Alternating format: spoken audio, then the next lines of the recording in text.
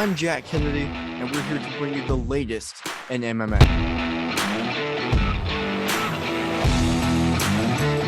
Hey everybody, my name's Hunter Boss, and what the boss says goes.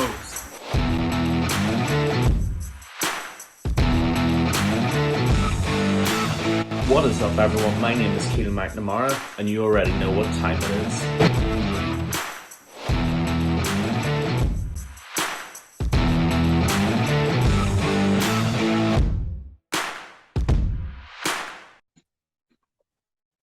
Hello, everyone, and welcome to the MMA Island Podcast. I am Jack Kennedy alongside Keelan McNamara and Hunter Boss, and today we are honored to be joined by the great Don Shainis. Thank you so much for joining us today. What's going on, guys? How we doing? Absolutely great. Well, you are in fight week now. How excited are you to be fighting in the UFC, and just what does this experience mean to you? Yeah, my life's fucking crazy. This is not. I've been working very long time to get here, and I'm just super excited to show up, make weight, fight, and head home. You know what I mean? Like, I'm ready to do this, so fuck it. I hear you. I had a quick question. Happy late birthday, by the way. Is this a shit. bit like a birthday gift to you? Getting this a fight in the UFC against a ranked opponent? I mean, this is everything I've been working for since I was 20. I think I had my first amateur fight at 20. I think I made up my mind I wanted to fight the UFC at like 23. So this is everything I've been working for. So, I mean, my birthday is just another day when you look at it. A lot of people use that as an excuse to celebrate. I use that as an excuse to get ahead. So I was in the gym on my birthday. Like, I ain't going out to eat. Like I was working. So to me, it was just another day. But yeah, it's fucking great to finally get that call. Don, first of all, welcome to the MMA Island Podcast. As Jack said, we're very happy to have you with us. Let's go. He knows what it is. Obviously, with Sadiq Yusuff, obviously he's probably one of the biggest rising stars in the division right now.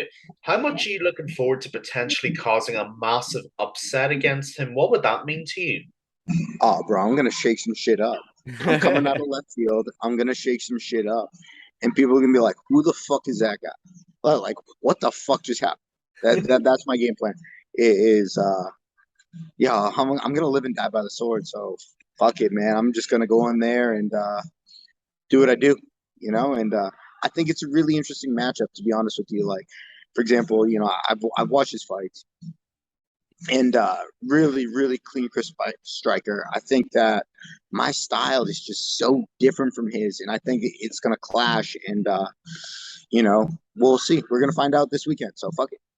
Love it. Nice. Is this fight going the distance, or is it gonna be a quick one? We'll see. I don't think it's gonna be quick. I think he's mentally tough. I think we're gonna have to get him really tired. Yeah. I think cardio is gonna play a big factor in this, and I know he's coming on a full camp and in shape, but I know I'm part of the 25-minute club. I know I can fight for 15 minutes hard no matter what, like on any notice. So fuck it. Yeah, for sure. That's awesome. I love to hear it. You have a history around the Cage Titan sport of hiding little dinosaurs around everywhere. And I'm just curious, are we going to see any little dinosaurs in the Apex? Dude, I'm fucking out. What? Out? Oh. Yeah, Oh I ran my out. gosh. I probably ordered thousands and thousands. So can I tell you how all this started? Yes. I wanted to fuck with one of my roommates, right? But I didn't want to actually piss him off. So I lived with one of my roommates. I lived in a fighter house, and one of the girlfriends like kept the house really clean and all this, and she lived with us as well. And I wanted to fuck with her a little bit, but I didn't want to like be mean and like get her upset. So she had these plants, and these plants were dying, right? And then, like, they could have had a little more TLC. They weren't doing bad, but like I don't know if they weren't getting the proper amount of sunlight or what. So I'm like, you know what I'm gonna do? I'm gonna hide little toy dinosaurs in her plants and wait for her to notice. So then I start doing that, and I'm thinking it's fucking hilarious. And then it's like I open up the fridge and I see someone's like Like, for whatever reason, they had like their supplements in the fridge, so I put a little dinosaur in there. And then it's like I had to go bartend that night. So I brought the bag of dinosaurs. I had to order like fucking like 75 dinosaurs. So I'm like, the fuck am I gonna do with these? So then I started hiding dinosaurs around the bar. And then my boss found it hilarious. So when we got out of work, we went to all the other bars and we started hiding dinosaurs all over this fucking town. So then I fly back home. And at this point, I've ordered like 600 dinosaurs. So at this point, I fly back home with like 150 dinosaurs. And I'm handing them out to fucking little kids. I'm hiding them in like weird spots that you wouldn't expect. And there's still dinosaurs like hung up in Plymouth from over a year ago. It's fucking hilarious, and I That's loved it. crazy. Yeah, dude. I like people start calling me out on it. So like I had like a little alien fanny pack that I was just handing out dinosaurs, and people were like, yo, where's my dinosaur? I'm like, I'm fucking out, dude. I'm sorry. That's awesome. I love But to that's hear all because I wanted to fuck with my roommate a little bit. That's fantastic. So it's a movement. This is basically what Yeah, we're saying. yeah. It's a pranking movement of combat. I Fucking love Jurassic, this. bro. This It's is a Jurassic. great I like story. dinosaurs. I like aliens. I like weird shit. So fuck it. So basically, Don, if Saturday goes well and you get a good result against Sadiq Yusuf, and When? maybe you're called up When? Let's sorry, put this out there. When Saturday goes. when Saturday goes well, that's it. Yeah. Speaking it into existence, of course. Yeah. When Saturday goes well and you're called back to the UFC on a more regular basis, Mhm. can we expect you to prank the locker room like in the Ultimate Fighter of your opponent? Will that Nah, happen? man. Like I like doing harmless shit like that. Like I'm not trying to like fucking like fuck with someone's car or something anyone get mad about. But like just to create like a little smile. If I think of something on the fly, yeah. Fuck it. Nice. For sure. Well, you are a longtime Cage Titans champion and fighter. What have you taken away from the organization of Cage Titans, and like how have you applied what you've learned from Cage Titans to your career to get to this point in the UFC? So I've learned so much through Cage Titans. I learned that I did not have to accept no for an answer. And like so much of that goes to my sponsors.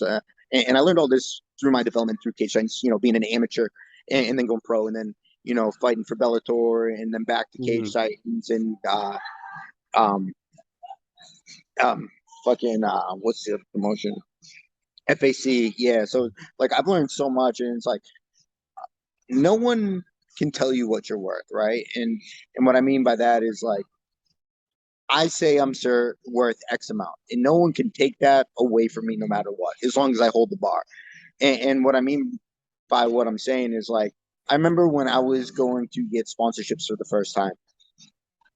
I was an amateur, and I saw what ended up sparking my whole mindset of not accepting no was my coach got one of my teammates $1,000 sponsorship from some eyeglasses place. I go up to him. I'm like, "Hey, dude, that's dope. I know he's fighting for Bellator, but like, can you get them to sponsor me?" And he's like, "Look, pretty much I can't do anything. Like, these guys only want to sponsor pro fighters." So I remember I went to a Cage Titans, and I remember seeing the transition from amateur fights to pro fights, and well, what I noticed was like when you ignore the name and the announcement, looking at the fights themselves, for the most part, the general public has no idea the difference in skill set, mindset, following all that bullshit. So what I ended up doing was I created a few different packages and I started selling them as an amateur, and I ended up making more fight money my amateur fight than a lot of these guys at the time did as a pro.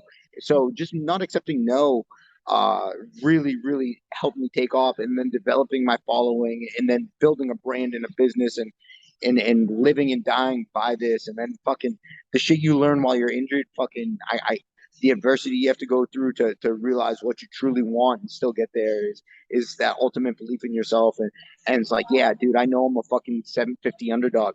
I don't fucking care. Like there's something scary about that because upsets happen all the time. For sure. I love that. That's fantastic. They really do. And I just wanted to touch on your early career, just to start with. At first, correct me if I'm mistaken, but I think you fought at welterweight to start at, and now you're fighting at featherweight. Could you touch upon, just the transition in weight classes? Yeah, so in high school and college, I played football. I was actually a football and wrestling captain in high school. So in football, they want you to gain as much weight as possible. And I'll get up to almost 200 pounds. There was one point where I blew on my knee where I got up to 226, but I was like 16 years old and I was eating fucking buffalo chicken calzones every day.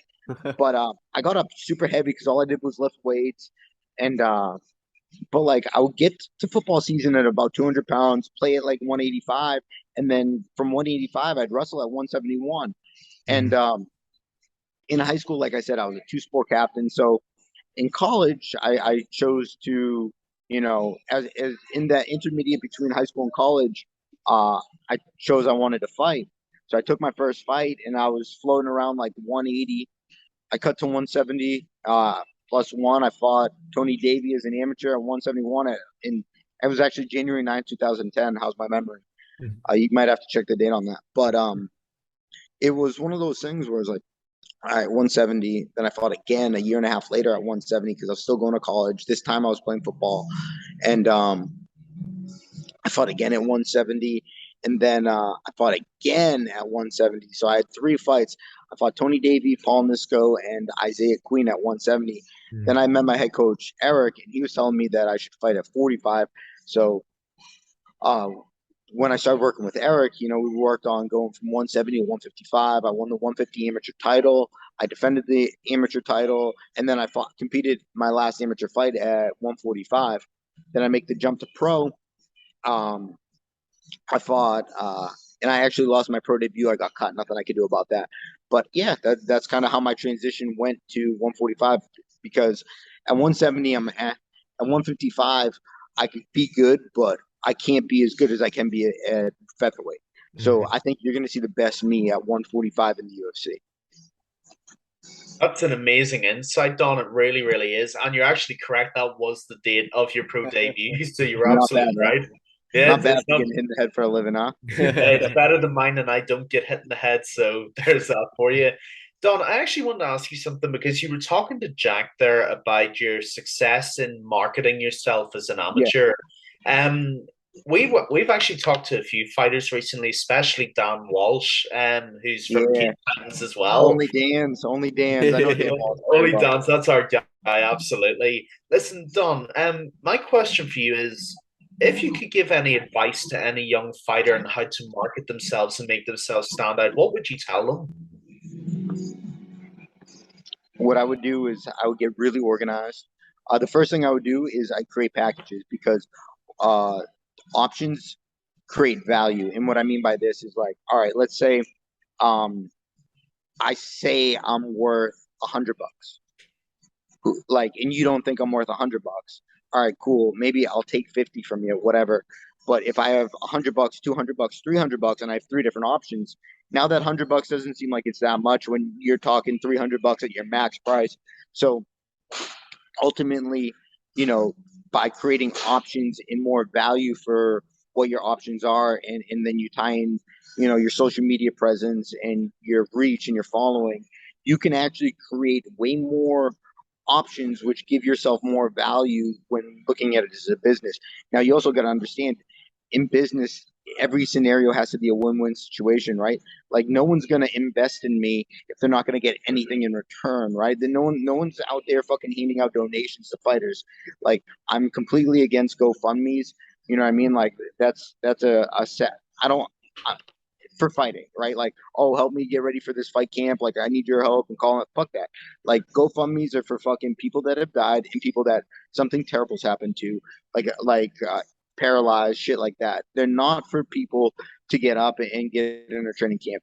I truly believe that if you believe in yourself, you could walk in anywhere and maybe you'll get no. Once you get that first yes, that's where you really start to take place. So I'm losing track on where the question is. I'm going off on a fucking rant, but like what I did to create my following was I took all the fans. I said, hey, look, I'm selling this many tickets to this fight. I'm projecting this many shirts. And then once I've done it the first time, I use the data from the first time. I'm like, look, this is what I did last time. Now, let's say I make 500 shirts. I'm charging $500 for a slot in that sponsorship. Look, you just got your logo on a shirt for $1 a shirt, right? So when you break it down and create options, it's one of these things. Like I remember I was going for, I think it was 100, 275, or excuse me, I was going for 100, 175, 250, right? And those are my three options. I had like t-shirt, shorts, banner, right? So for $100, you could get one of the three. For 175, it makes you feel like you're saving $25. But really what it's doing, it's creating value on yourself. And then what I like to do is I like to pitch big and sell short. So like I might have a $10,000 sponsor. That might be my home run sponsor, right? I'll probably not get that fighting locally. I might get it when I break through to the UFC. But locally, that $10,000 sponsor, just visually seeing that to a business owner, they're like, oh, this guy has some value. You pitch big and you sell short, because really what I'm trying to do is maximize on those $500 to $1,000 sponsors. For sure. Does that make That's sense? brilliant insight. Yeah, that's really impressive, Don. Thank you. Yeah, no problem. I think a lot of people don't know where to get started. And I think eventually I'm going to be able to sell this information in seminars and go from gym to gym to gym. So it's like, let's say on average, you can make $10,000. Let's say you can make $10,000 as an amateur or a local pro with like a 60 to 100 people buying tickets to your fight. That's pretty standard, right? Mhm. You know, I'm not talking about selling 3, 4, 5, 600 tickets like I was doing, but what I'm saying is like, you know, let's say you're selling fucking like $5,000 worth of tickets, right? Let's say that's 80 tickets. Okay, like let's say you're saying selling 80 tickets. There's no reason why you can't make $10,000 on the back end from just you selling shirts and you getting sponsors for the shirts, because now you're a walking billboard. So would you pay? Let me ask you, would you pay $100 to make 10 grand? Now, if Yeah. I can convince 10 people of that, boom, I just held an hour-long seminar teaching them all the ins and outs. I just made $1,000, and good luck, kid. You're on your way to making 10 grand for your next fight. That's wow. That is. I think you've just blown my head off. That's very. You want me to impressive. blow your head off even more? I'm about to break through to the UFC. You know, I'm thinking about taking all my old sponsors and converting them into, instead of a one fight deal or a multiple fight deal, a monthly subscription. So let's say I have someone sponsor me for $1,000 I fight. All right, cool. I fight 2 times a month, or 2 times a year, excuse me, or 3 times a year. That breaks down to $3,000 for that $1,000 sponsor. But now let's say this. Let's say I get you on a monthly subscription. So rather than getting that money in a lump sum, let's say I can get 10 people or 10 businesses to sponsor me for $250, regardless if I'm fighting them or not, for $250 a month. That's a much smaller increment. Now I have 10 people on for that. That's $30,000 a year. Now, if I could get two 500 ones, okay, that's 12 grand a year. And then one 1,000 one, that's another 12 grand a year for something I'm already doing myself. Now I just created a monthly subscription, kind of like you just pay fucking Netflix, and I just branded myself. That is the next level of what I'm trying to do. And you've arguably made it more affordable for businesses who maybe couldn't have afforded it before. Of course. And not only is this a win-win with me giving them exposure, it's also a fucking tax write-off. Boom. Game Boom. over. Yeah. Wow. Yeah, so that's my message to all these fucking young kids. I haven't started seminars yet, but fucking give me your money for seminars. You need to. Yeah. That was, I mean, I Yeah. feel like we just went to a whole seminar right there. That was amazing. I feel like I've just been speaking to Jordan Belfort for the last 5 minutes. That was You're unbelievable. the shameless Don. Hey, I love it. So Yeah. just a quick offset to that question before I hand you back over to Jack, because I don't want to take up all of the question time either. Obviously, the UFC's had a lot of controversy with their sponsorship deals with Reebok and now with the Rock's Under Armour shoe deal. Do you have any thoughts on that? Do you think it's a good thing? Do you think it's a negative? Because especially being as entrepreneuring as you are, would that be damaging to a fighter like you? Look, I will say there's a certain trade-off, right? Like this fight, I'm making less money than I did locally. Okay. But I'm gaining far more exposure. Okay. So what do you value that at? Would I rather make less money in sponsors, but have a far bigger following and platform? Absolutely. I want all the eyes on me. I want all the smoke, all the lights. So someone like me, I'm trading off dollars for exposure because I know exposure in the long run is going to make me more. Right. So let's say your first fight, under UFC sponsorship, you're making $4,000. I'm making far more in a purse than I ever would fighting locally. So locally, I think The most I've ever made was 2-2, 2000 to fight for a title. My last fight, I made 750, 750. Now, I don't want to go super into it. I'm not just going to discuss what I'm making for this fight, but it's significantly more than I'm making for my last fight. Now, I am making significantly less in sponsorship, but that doesn't mean I can't go out and make my own shirts and do my own thing and be a entrepreneur, as I call it, you know? Yeah. That's unbelievable. Thank you so much for the insight.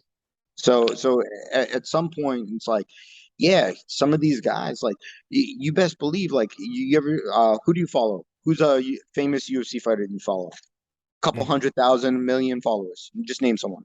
Jorge Conor Masvidal. McGregor? Okay, so I heard Jorge Masvidal. Do you ever see him go, hey, go to mybookie, betonline.ag, use type in code Masvidal, right? Mhm. You don't think he's making something on the back end of that? That He has totally nothing to is. do with the UFC? Of course. Yeah. Of course. Right? Like, what's the difference? What's the difference between that and what I'm doing? I'm just doing it for myself. Granted, these bigger companies are going to come along, and that's cool, but I'm trading all money for exposure. Wow. Right? And to me, exposure is far more valuable than money, because if you look at my Instagram right now, I'm at 2,700 followers, almost 28. Cool. I'm going to be over 3,000 by before I fight. The second I step on the scale, make weight, I'm going to be over 3,000. Like, who the fuck's this guy? And then when I upset and shock the world, what do you think is going to happen? I'm trading that for exposure. Now, think of it like this. Like, all right, cool. From a business standpoint, if you want to talk about something like that, like, I go from 2,500. It's like, all right, cool. I have 2,500 in this area to going over 10,000 across the world. You know, you break through different platforms in different markets as well, where it's like, I might advertise to a local liquor store, where I might do a photo signing, something like that there. Cool. But now it's like, I might advertise for someone that's looking to do business on a much larger scale, that has more funds to spend on advertising and or donations, that get to write it off, that are investing in themselves just like they're investing in me. For sure. Wow. Yeah. That was Jack. You got anything? I would just say thank you. That was amazing. Thank you. That was amazing insight. And not only we're informed, I hope any fighters that watch this can be informed through this. And you need to start a seminar for sure. Get that going. That's amazing. I really think that I'm going to do really get well once I retire from doing inspirational speaking and seminars. But like, that's the thing. Like, fighters just want to get in there and fight. And like, no, there's so much that goes on the back end. And if you could just, like, if you could make it so you are working for yourself, and you realize that, like Jay-Z said it best, you're not a businessman, you're a business man. So like, there's no better way to put that. Like, once you realize, like, you are the business, that there are ways to work around that, even on the small scale, like I've been doing. Yeah, absolutely. That's fantastic. So I had my last question for you. You obviously suffered a horrible injury, a neck injury that affected your vocal cords and everything like that. Through such a terrible experience, do you have any positive takeaways from that now that have made you into the person that you are today? Oh, through and through, I know exactly who I am as a human being. I know exactly who I am and exactly what I bring to the table. I know exactly what I could do, and I know exactly what I can't do. And it's all a mindset. Like you go into some really deep places when you have everything taken away from you, and but overcoming that adversity, or whatever the fuck you want to call it, it is what it is. And I know I could literally do whatever the fuck I want with my life. That's great. Like, don't get me wrong, that fucking sucked. That was the most pain I've ever been in. I can't even describe to you the amount of pain. My vertebrae shattered, my rib, my disc ruptured, and I pinched a nerve. Like I'd be lying to you to say if that was some like shit, but like, did that stop me? No. Like, yeah, that's just part of my story. It prolonged me getting into the UFC by a year. The pandemic prolonged me from getting in the UFC. You know, one was part of my control, one wasn't. So it is what it is. Yeah, absolutely. Gotcha.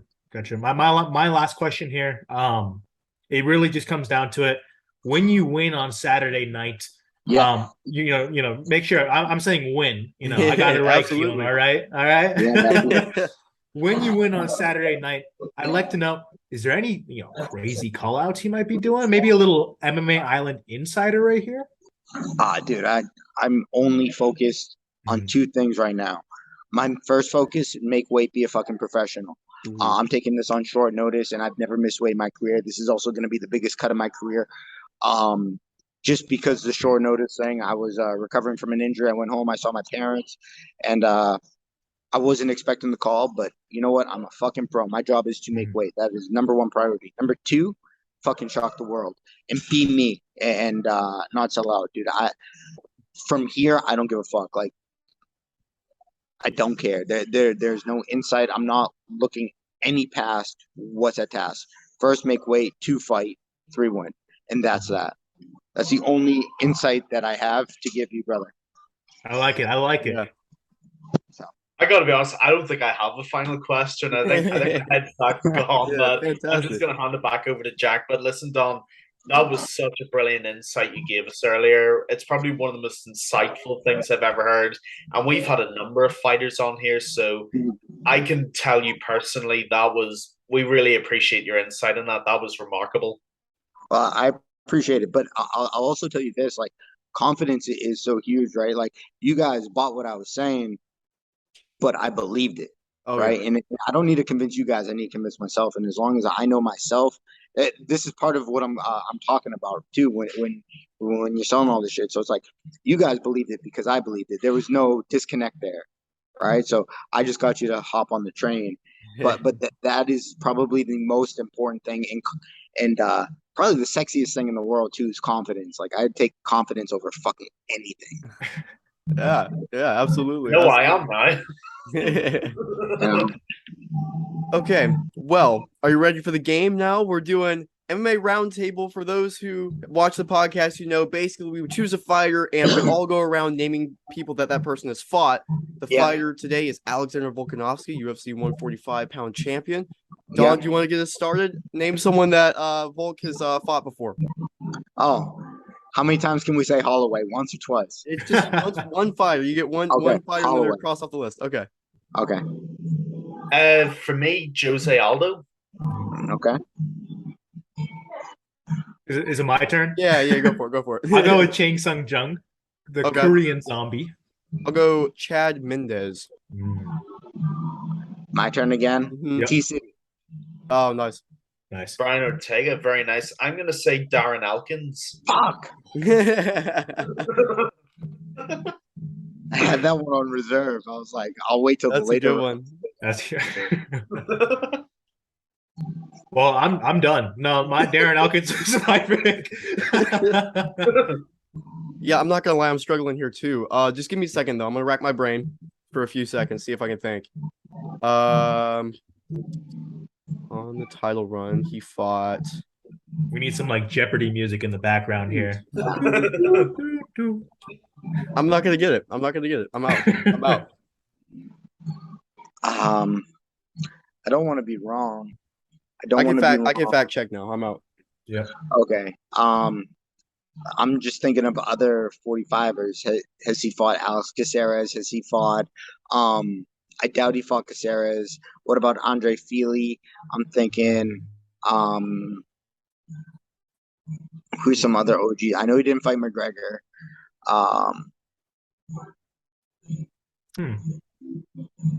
No huge name. I feel like the big names kind of ended or started with Darren Elkins, and then everything below that is just like I don't. There's 2018 and below is like yeesh. I don't know. I would be shocked if you guys got one of the ones that are left. I'm sure there's one. I'm like, oh, he fought in probably before the UFC. To be honest with you. Yeah. I'm drawing a blank. I'm out. So who wins? Well, it's a tie. You and Keelan tie. Well, unless Keelan, do you have one? I do have one, yeah. But you know what? I was going to say Jeremy Kennedy, but There's you know no what? way. How did you get that? I'm not going to lie. Jeremy Stevens. Did he fight Stevens? No, he did. No. The hardest hitting 145er I've heard. Yeah. But you know what? The MVP of today's podcast is Shameless Don. Absolutely. It doesn't matter that I won. He is the GOAT. He is the MVP. Check him out winning against Sadiq Yusuf. You heard it here first. Absolutely. Let's go. I love it. Love the energy. Yeah, We gotta cut a promo. We gotta cut a promo. All right, go. absolutely. Well, Don, thank you so much for joining us today. As always, everyone, make sure to like and subscribe on YouTube. You can listen to our podcast literally everywhere, including iTunes and Spotify. Make sure to follow us on Instagram at MMA.island and follow Don as well, please. Don, thank you so much for joining us today. This was a great podcast. Hey, thanks so much, guys. I'll catch you guys after fight night. All right. Absolutely. All right. Peace.